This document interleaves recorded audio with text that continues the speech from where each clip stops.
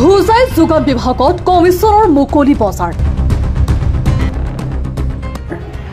এইজনেই হৈছে দুৰ্নীতিৰ নায়ক বুলি চৰ্চিত যোগান বিভাগৰ পৰিদৰ্শক সত্যজিৎ শুভা পণ্ডিত আৰু এইজন হৈছে যোগান বিভাগৰ সঞ্চালক পৰমেশ্বৰ ভট্টাচাৰ্য। এওঁলোকৰ নেতৃত্বত যোগান বিভাগত গঢ় লৈ উঠিছে দুৰ্নীতিৰ বিশাল সাম্ৰাজ্য। দুৰ্নীতিৰ নায়ক বুলি চৰ্চিত পৰিদৰ্শকজনে কেৰেপেৰি নকৰে চৰকাৰী নীতি নিৰ্দেশনা। চৰকাৰী টকাই পেট নভৰা হৈছে যোগান বিভাগৰ একাংশ বিষয়াৰ। এজন হৈছে অবৈধভাৱে নিয়োজিত কৰা অপাৰেটৰ বিজয় দাস। অবৈধভাৱে নিয়োজিত কৰা অপাৰেটৰ বিজয় দাসক হতুৱাই যোগান বিভাগৰ পৰিদৰ্শক আৰু সঞ্চালকে সংগ্ৰহ কৰাই লাখ লাখ টকা। অভিযোগ অনুসৰি ৰেচন কাৰ্ড পৃথক কৰোঁতে প্ৰত্যেকখন কাৰ্ডৰ বিনিময়ত আগধন হিচাপে কেইজনমান দোকানী দিছিল 2500 টকাকৈ বৰঙণি। টকা লোৱা দোকানীসকলৰ হকে বিহকে পৃথক কৰি দিছিল পৰিদৰ্শকজনে। টকা নিদিয়া দোকানীসকলক ৰেচন কাৰ্ড পৃথক কৰাৰ নিৰ্দেশনা নাই বুলি কয় পৰিদৰ্শক পণ্ডিতে। এই অভিযোগ আমাৰ নহয়, এই অভিযোগ হৈছে একাংশ সুলভ মূল্যৰ দোকানীৰ। দুৰ্নীতিৰ নায়ক বুলি চৰ্চিত সত্যজিৎ শুভা পণ্ডিত নামৰ পৰিদৰ্শকজনে খমখমীয়া নোট লৈ যমুনামুখ সমবায় সমিতিৰ সুলভ মূল্যৰ দোকানী Hifzur Rahman ID number 184000100 Abdul Wahid ID number 184000100 Abdul Sattar ID number 184000100 আৰু দমকা সমবায় সমিতিৰ Maskandar Ali Zakir Hussain ID number 184000100 Ziabur Rahman ID number 184000100 Sharifuddin ID number 18000100482 আৰু নীলবাগান সমবায় সমিতিৰ আব্দুল হক ID নম্বৰ 18400010048।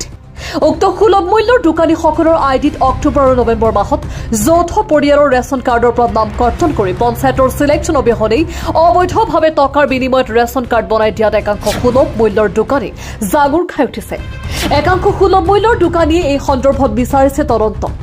সদৌ অসম সুলভ মূল্যৰ দোকানী সন্থাৰ সভাপতি ধৰণীধৰ বৰাই হুজাই যোগান বিভাগত আহি অতিৰিক্ত আয়ুক্তৰ লগত মিলিত হৈ ৰেচন কাৰ্ডত হোৱা দুৰ্নীতি সন্দৰ্ভত বিতংকৈ আলোচনা কৰা বুলি সংবাদ মাধ্যমৰ আগত উল্লেখ কৰে। অবৈধভাৱে পৃথক কৰা ৰেচন কাৰ্ডসমূহৰ বিৰুদ্ধে উচ্চ পৰ্যায়ৰ তদন্ত বিচাৰিছে সদৌ অসম সুলভ মূল্যৰ ব্যৱসায়িক সন্থাৰ সভাপতিগৰাকীয়ে। যে এতিয়া বৰ্তমান যিখিনি কাৰ্ড দিছে এই কাৰ্ডখিনি পঞ্চায়তৰ জৰিয়তে ব্লকৰ জৰিয়তে আহি অফিচত পাইছে আৰু অফিচত সেই কাৰ্ডখিনি মানে অন্তৰ্ভুক্ত কৰিব লাগে। কিন্তু তেখেতে কিহৰ ভিত্তিত কেনে কৰি AY কাৰ্ডখনত তেওঁ আগৰ কাৰ্ডখনকে নিদি PS কাৰ্ড কৰি অকল এজন পপুলেশ্যন দি পঠালে। আৰু বিশেষকৈ সেই গৰাকী প্ৰকৃততে বিকলাংগ ছোৱালী। এজনী বিকলাংগৰ ছোৱালীক তেনেকুৱা এটা কৰাটো অসম চৰকাৰ তথা অসমৰ মুখ্যমন্ত্ৰী মহোদয়েও সেইটো কামনা নকৰে। কিন্তু এই বস্তুটো পুৰা অফিচত এইটো বদমাচি কৰিছে। আমি উত্থাপন কৰিছিলোঁ প্ৰকৃততে সেইটো একদম ইলিগেল আৰু এইটো কৰিব নোৱাৰে। কিন্তু তেখেতক আমি উত্থাপন কৰোঁতে তেখেতে ক'লে তেনেকুৱাটো আমাৰ ইয়াত হোৱা নাই। মই বোলো হৈছে, হোৱাৰ কাৰণেতো বাজিব পাৰিছে।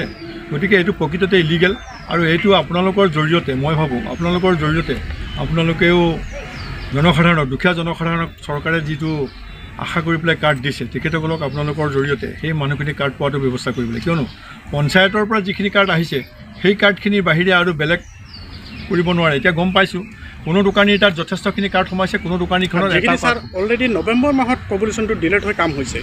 এইটো পঞ্চায়তৰ চিলেকশ্যন ক'ৰ পৰা আহিব? এইটোতো নৱেম্বৰ মাহত সেইটো সম্পূৰ্ণ ইলিগেল।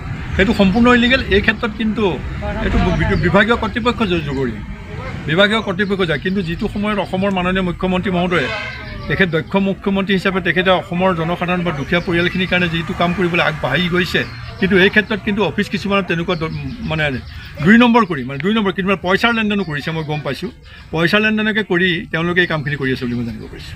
আমি নামটো উঠাবৰ কাৰণে পইচাও দিছোঁ আগত। পইচাটো বহুত লৈছে। আমাৰ এইটোতো কৈ লাভ নাই। পইচাটো লৈছে সিহঁতে কাম এতিয়ালৈকে আমাৰ নামত কৰি দিব পৰা নাই। পইচাটো কোনে কোনে লৈছে? অফিচতে লৈছে। আমি বহু টকা পইচা নষ্ট কৰিলোঁ, বহু কষ্ট কৰিলোঁ। আমি বৰষুণতো আহোঁ, ৰ'দতো আহোঁ, গৰমতো আহোঁ, ঠাণ্ডাতো আহোঁ, কোনো কাম নহয় আমাৰ।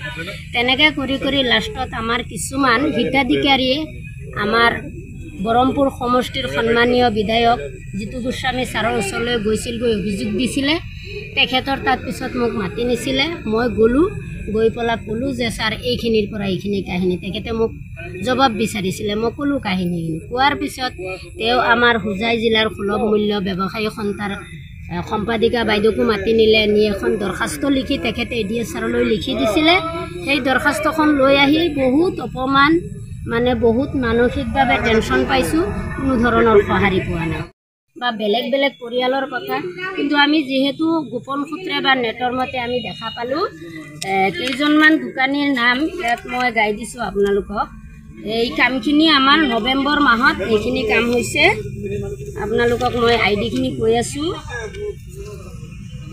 481 482 487 488 88 মানে আইডি নম্বৰ এইকেইজনমান দোকানীৰ আমাৰ ডবকা সমবায়ৰ ভিতৰত 3জন নীলবাগান সমবায়ৰ ভিতৰত এজন তেওঁলোকৰ এখন পৰিয়ালৰ পিতা পুত্ৰৰ ভিতৰত সেইখিনি পৃথক কৰিব পাৰিছে কিন্তু আমাৰ ইয়াত হিন্দু মুছলিম বা আমাৰ ইয়াত বেলেগ বেলেগ পৰিয়াল গাঁও বেলেগ ৰেভিনিউ গাঁও বেলেগ 11 সেন্সাছ বেলেগ ঘৰ নম্বৰ বেলেগ তথাপিও আমাৰ এইখিনি কৰি দিয়া নাই উপায় নাপায় আমি নামটো উঠাবৰ কাৰণে পইচাও দিছোঁ আগত পইচাটো বহুত লৈ লৈছে আমাৰ এইটোতো কৈ লাভ নাই পইচাটো লৈছে সিহঁতে কাম এতিয়ালৈকে আমাৰ নামত কৰি দিব পৰা নাই কোনে লৈছে পইচাটো কোনে লৈছে অফিচতে লৈছে